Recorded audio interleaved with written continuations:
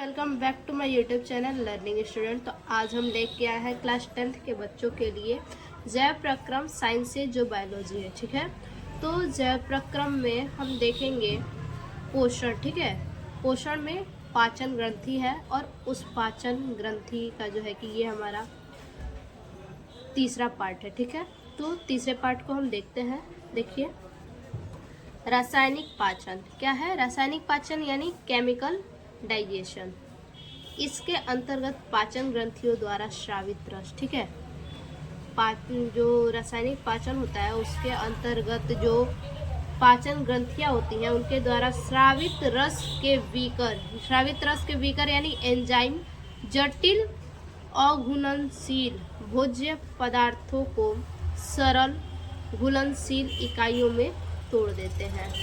मनुष्य में पाचन निम्नलिखित पदों में संपन्न होता है। यानी आप समझिए, ठीक है, जो रासायनिक पाचन होता है, ठीक है, इनके जो अंतर्गत पाचन ग्रंथियां होती हैं उन पाचन ग्रंथियों के द्वारा क्या होता है, जो स्रावित रस के विकर यानी स्रावित रस के जो एंजाइम होते हैं वो अघुलनशील भोज्य पदार्थ को सरल घुलनशील इकाइयों में तोड़ देते हैं। ठीक है, और वही क्या है, मनुष्य में पाचन जो है कि निम्नलिखित पदों में संपन्न होते हैं। अब देखते हैं निम्नलिखित पद कौन कौन से हैं।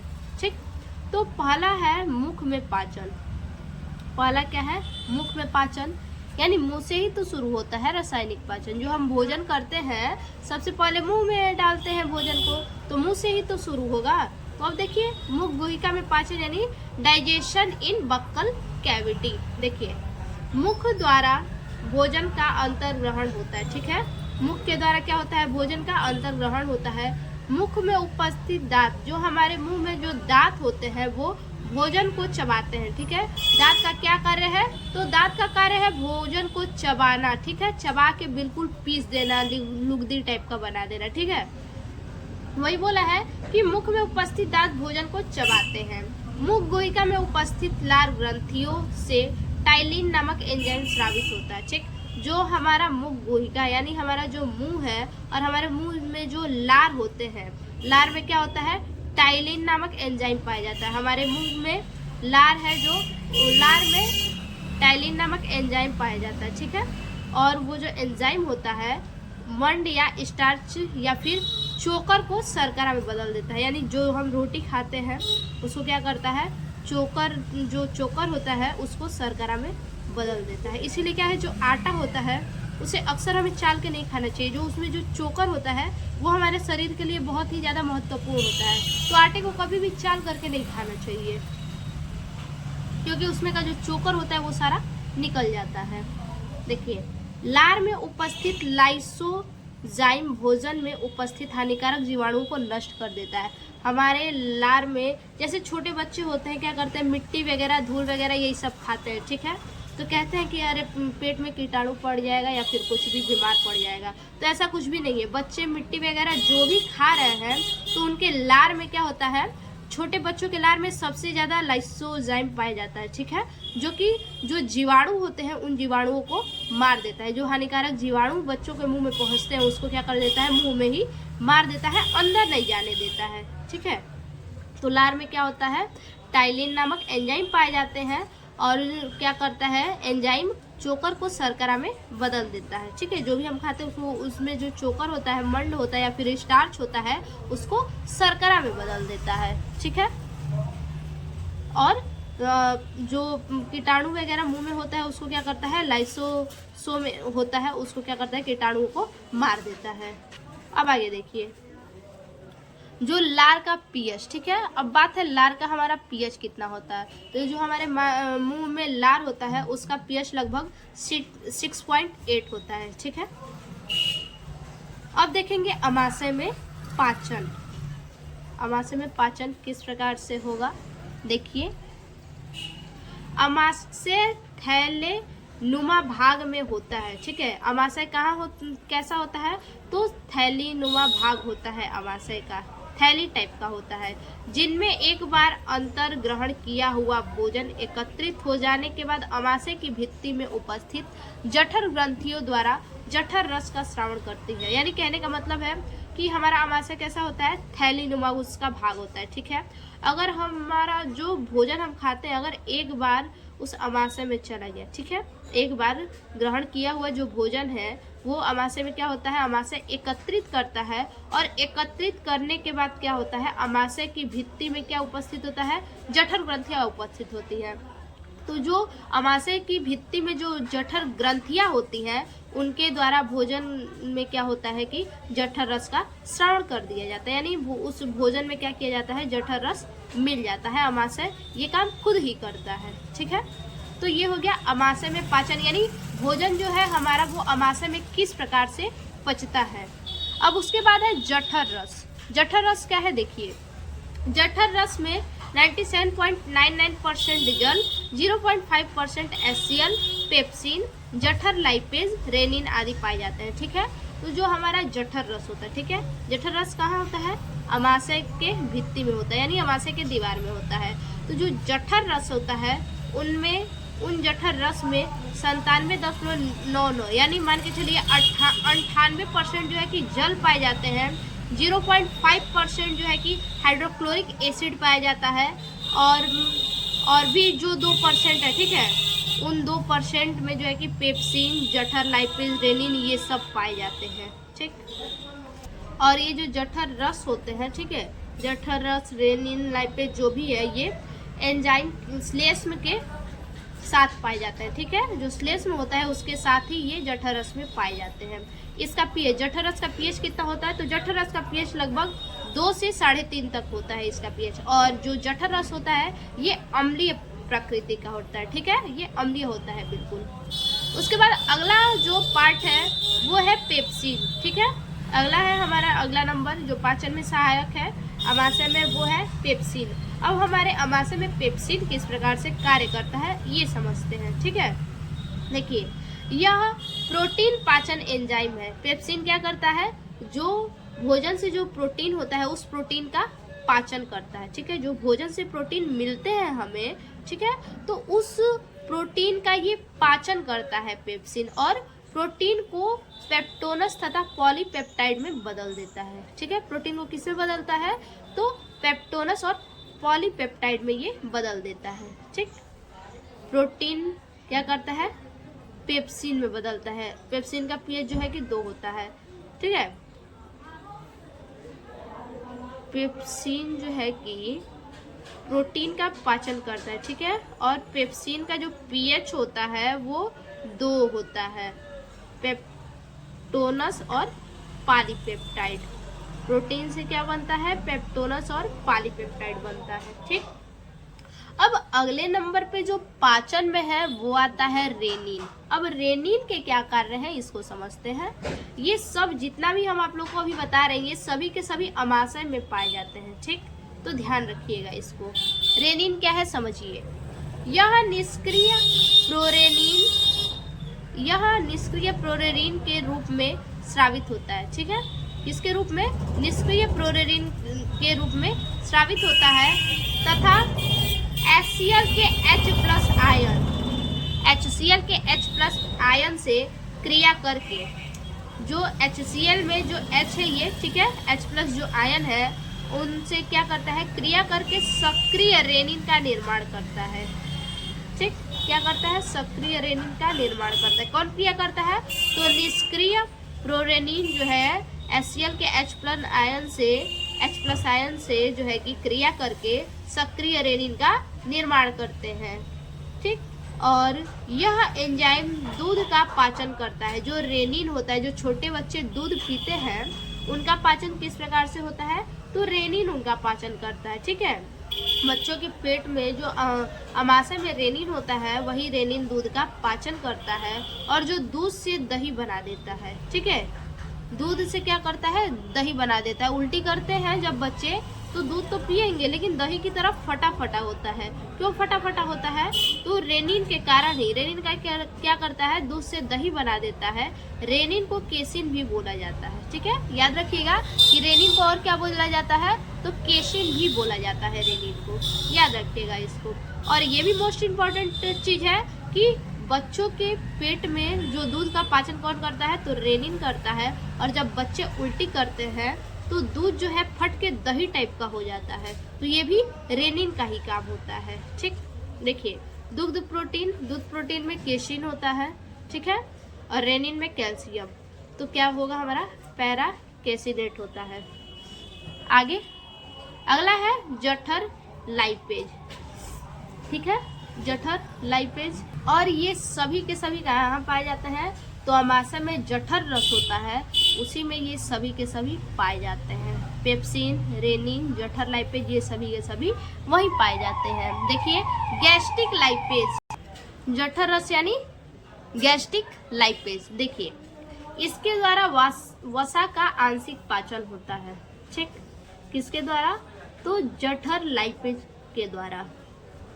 जठर लाइपेज के द्वारा जो है कि जठर लाइपेज के द्वारा वसा का पाचन होता है। ठीक, और यह वसा को ट्राइग्लिसराइड्स में बदल देता है। ठीक है, जठर लाइपेज क्या करता है, जो वसा होता है उस वसा को ट्राइग्लिसराइड में बदल देता है। अमाशय में भोजन 3 से 4 घंटे रहते हैं। जो हम भोजन करते हैं वो हमारे अमाशय में 3 से 4 घंटे तक होते हैं। ठीक है, मंथन गतियों के कारण भोजन भूरे रंग की लेई जैसी लुगदी में परिवर्तित हो जाती है। देखिए जब भोजन किसी कलर का हो उससे नहीं मतलब है। ठीक है, भोजन जब हमारे अमाशय में जाता है, ठीक है, अमाशय में जाता है जठर लाइपेज, ठीक है, जठर लाइपेज के संपर्क में आता है तो क्या होता है, ये भूरे रंग की लेई जैसी बन जाती है, बिल्कुल लुगदी हो जाती है। अमाशय में जाने के बाद बिल्कुल लुगदी हो जाता है, भूरे रंग की लेई की तरह बन जाती है। ठीक, लेई में परिवर्तित हो जाती है जो काइम कहलाता है, और जो लुगदी में परिवर्तित हो जाती है उसे क्या कहते हैं, काइम कहते हैं। यहाँ से भोजन धीरे धीरे ग्रहणी में पहुँचता है। ठीक है, ये जो अमाशय से भोजन कहाँ पहुँचता है, धीरे धीरे ग्रहणी में पहुँचता है। अब आगे देखिए, आगे है छोटी आंत में पाचन। ठीक है, छोटी आंत में पाचन भोजन का किस प्रकार से होता है। देखिए छोटी आंत में पाचन, छोटी आंत का अग्रभाग है जो पाचन है। ठीक है, छोटी आंत में जो पाचन होता है वो क्या है, अग्रभाग है, जो ग्रहणी कहलाता है। ठीक है, छोटी आंत का जो अग्रभाग होता है उसे क्या कहते हैं, ग्रहणी कहते हैं। आगे का भाग जो होता है, ठीक है, यानी जहाँ से क्या होता है कि अपशिष्ट पदार्थ जो होते हैं उसी को मान लीजिए कि वो क्या होता है कि जो ग्रहणी कहलाता है। ग्रहणी में यकृत से पित्तरस एवं अग्नाशय से अग्नाशयी भी आकर पाचन क्रिया में सहायक करते हैं। ठीक है, ग्रहणी में यकृत से पित्तरस, ग्रहणी में क्या होता है, यकृत से पित्तरस और अग्नाशय से अग्नाशयी। ठीक है, यकृत से पित्तरस और अग्नाशय से अग्नाशयी, ये दोनों क्या होते हैं, पाचन क्रिया में सहायक होते हैं। ठीक, तो ये हमारा हो गया छोटी आंत में पाचन इसी प्रकार से होता है। उसके बाद है पित्तरस। अब छोटी आंत में जो पित्तरस है उसको देखिए, पित्तरस क्षारीय होता है। ठीक है, पित्तरस कैसा होता है, क्षारीय होता है, जिसका पीएच मान 7.7 होता है। पित्तरस का पीएच मान कितना होता है, 7.7 होता है।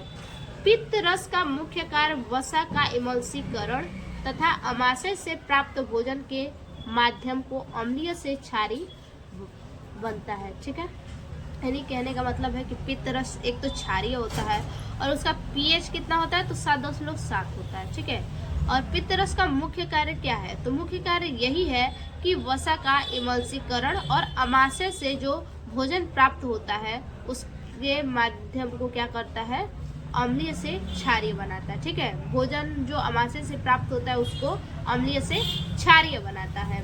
इसका रंग हल्का हरा पीला पित्त वर्णक बिलुब्रिन तथा बिलीवर्डिंग के कारण होता है।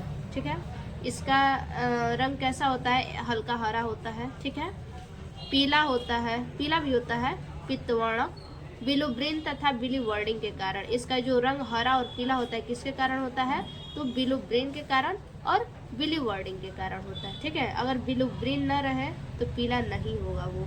ठीक,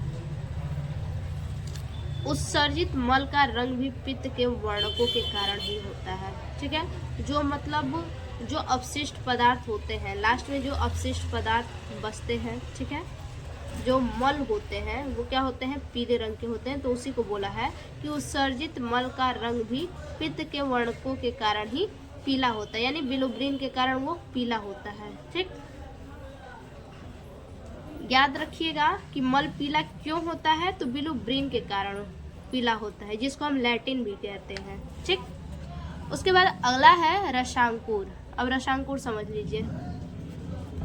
छोटी आंत की आंतरिक श्लेष्म परत पर रसांकुर होता है। ठीक है, जो हमारा छोटी आंत होता है, छोटी आंत के श्लेष्म परत पर क्या होता है, रसांकुर होता है, जिसकी ऊंचाई लगभग 1 मिलीमीटर होती है। ठीक है, रसांकुर की ऊंचाई कितनी होती है, तो 1 मिलीमीटर होती है। यह स्तंभ आकार उपकला उतक से ढके रहते हैं। ठीक है, ये जो स्तंभ आकार जो होता है इसका, वो उपकला उतक से ढके रहता है। कौन से उतक से, तो उपकला उतक से ये ढके रहते हैं। और ये आंत में होने वाले अवशोषण को थोड़ा बढ़ा देते हैं। जो आंत में जो अवशोषण होता है, ठीक है, आंत जो भोजन से अवशोषित करता है जो कुछ भी, तो उस अवशोषण की मात्रा को क्या करते हैं, बढ़ा देते हैं कि थोड़ा जल्दी अवशोषण करेगा। ठीक, उसके बाद है सूक्ष्माकार। ठीक है, ये सब छोटी आंत का ही पार्ट है। ठीक है, छोटी आंत में जो पाचन होता है उन्हीं का पार्ट है पित्तरस, रसांकुर, सूक्ष्माकार।